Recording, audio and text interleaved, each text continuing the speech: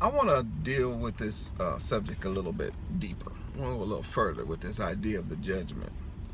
Because one thing that Christianity is doing or has done to the psyche of the so-called believer, the so-called Christian, they've removed the idea, and it was crafty how they did it. It was definitely satanic, because I don't think humans really could have come up with something this crafty, but without being demon influenced. Because the Bible does say in the last days men would give heed to seducing spirits and doctrines or teachings of demons. And one of the teachings of the demon or the demonic world is that Christians, quote unquote, all you got to do at any time in your life is just say, I believe in Jesus. And then you just good. Then you say the magic words like abracadabra, alakazam, or whatever, and you in for life. You will escape the judgment, and you're gonna be saved. It's not true. It's a lie. And one of the verses that they use is in Corinthians, and it talks about we shall all appear before the judgment seat of the Hamashiach. And I want to first just deal with the issue of the fact that they got this whole thing of two judgments. And I don't know like where they got that from.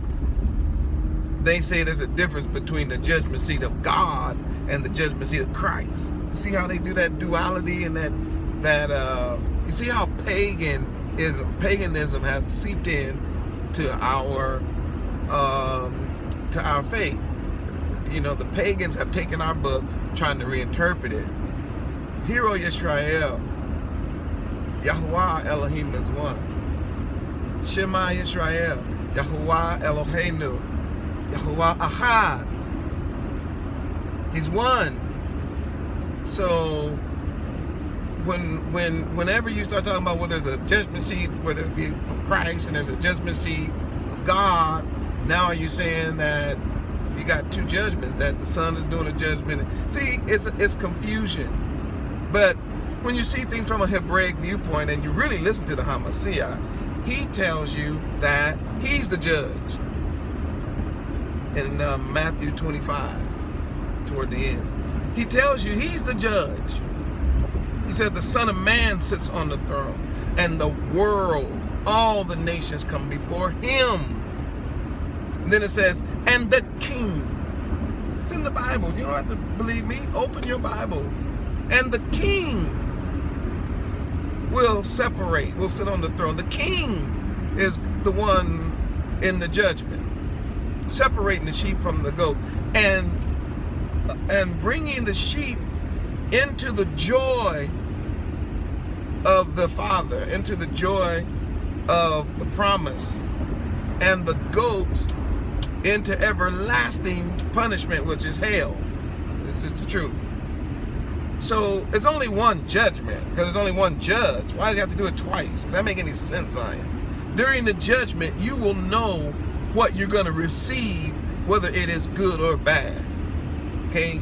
So this idea that believers only go to the judgment seat of Christ, I don't know where they got that from.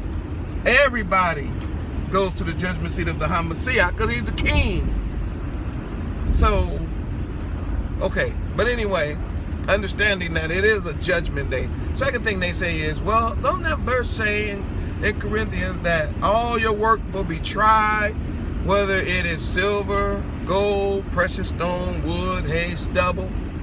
And the so-called Christian church say, see, right there it tell you that all your works can be burned, but the foundation stands sure. But what they don't tell you is, what is the foundation? Do you have the foundation? Because from my reading of the Bible, every time the Bible speaks about a foundation to anything, it's talking about Torah. The foundation of our faith is the Torah. The foundation is going to stand because it's the Torah. How we build on the foundation is the works of the Torah. But listen to me, you Christians everywhere, and even you Hebrews who know that you're Hebrew and you're trying to wake up out of that Christian slumber that they put you in. The idea of being able to destroy the foundation, why would Yah destroy his own foundation when the Torah is the foundation and the foundation represents the HaMashiach? So anytime a person say we're not under the Torah, we are not under the teachings, we don't have that foundation because the foundation is Torah. Anytime somebody tell you that, then you know that person's going to hell. It ain't no getting around that. What are you talking about? You don't have a foundation. You claim it outright. We're not under no law.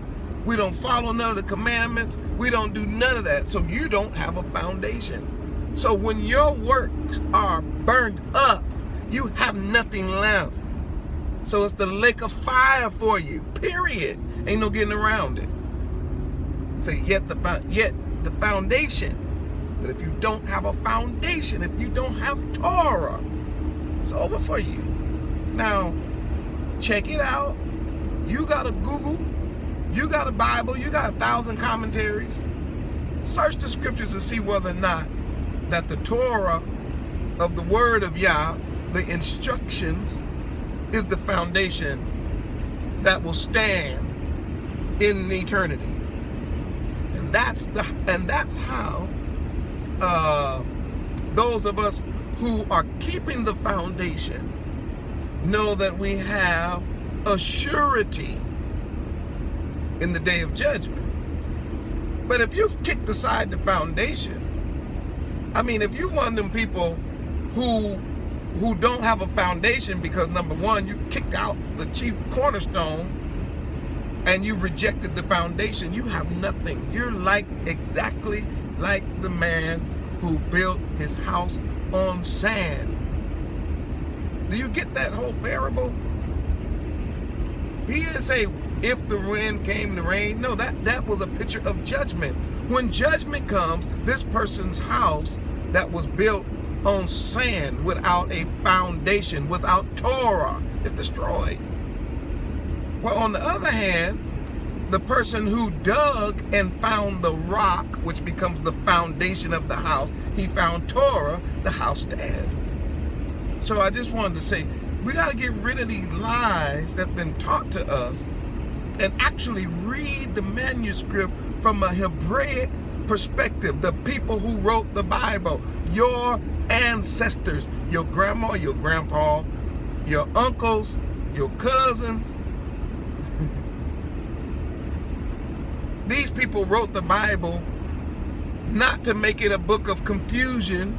They wrote the Bible to make it plain so that you could not miss the pathway or you wouldn't miss the truth concerning your Abba Yah, your Father Yahuwah, and concerning the true biblical picture of salvation, which is Yahoshua, HaMashiach, who is Torah made flesh. Well, I hope this helped somebody and gave you some encouragement about the judgment. The foundation that stands is Torah. Shalom.